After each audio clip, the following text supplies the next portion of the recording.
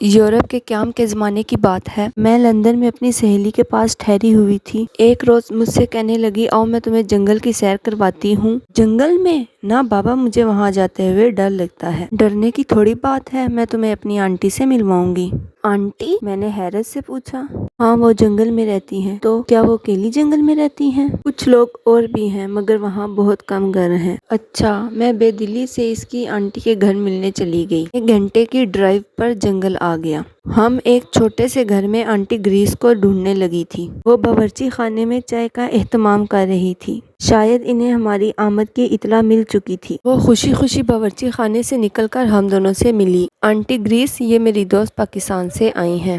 Welcome مائی darling, انہوں نے میرا منہ چومتے ہوئے کہا۔ آنٹی گریس چائے بنا کر لے آئی تھی، ساتھ چاکلیٹ اور بسکٹ بھی تھے۔ چائے پیتے ہوئے میں نے سارے گھر کا جائزہ لینا شروع کیا۔ سنسان گھر، وہ بھی اس گھنے جنگل میں۔ 3-4 گھروں میں سے ایک تھا۔ کچھ فاصلے پر 3-4 گھر اور بھی تھے۔ اکثر شکاری وہاں آ کر ٹھہرتے تھے۔ ان گھروں میں سوائے چوکیداروں کے اور کوئی نہیں رہتا تھا، مگر یہ بوڑھی خاتون اتنی بہادر تھی کہ اس گھر میں اکیلی رہتی تھی۔ سارے گھر میں سناٹا چھایا ہوا تھا۔ مجھ سے رہا نہیں گیا اور میں نے پوچھا، آنٹی آپ اکیلی رہتی ہیں؟ بچے نہیں ہیں کیا؟ بچے 2 ہیں۔ اچھا، تو کدھر ہیں؟ ان کی شادی ہو چکی ہے، اپنے اپنے گھروں میں مصروف ہیں، کبھی کبھار آ جاتے ہیں۔ میں اس وقت بہت خوفزدہ ہو رہی تھی۔ وہ ان سے پوچھ بیٹھی، آنٹی آپ کو اکیلے گھر میں ڈر نہیں لگتا؟ میرا مطلب یہ ہے کہ شہر میں گھر ہوتا تو اکیلے رہنے میں کوئی مشکل نہیں۔ میں اکیلی تو نہیں رہتی، بہت سے لوگ میرے ساتھ رہتے ہیں۔ چائے پینے کے بعد وہ ہمیں برآمدے میں لے گئی تھی۔ کمرے سے ایک سیٹی اٹھا لائی اور سیٹی کو بجانا شروع کر دیا۔ چند ہی لمحے گزرے ہوں گے، بہت سارے پرندے آ کر ان کے کندھوں پر بیٹھ گئے۔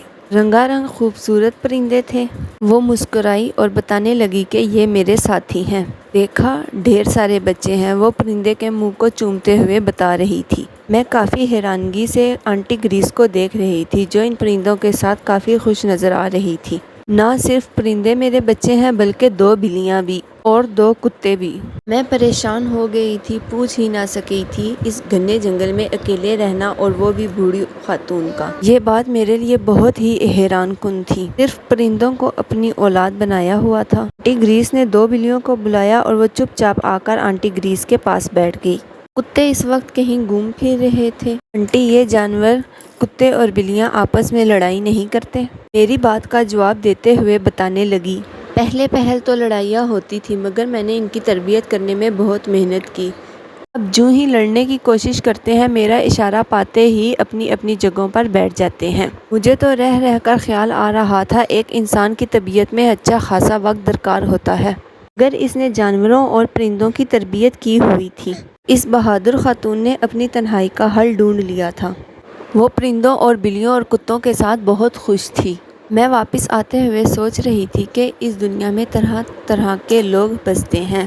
ایک خدا ہی ہے جو لوگوں کو جینے کا موقع دیتا ہے۔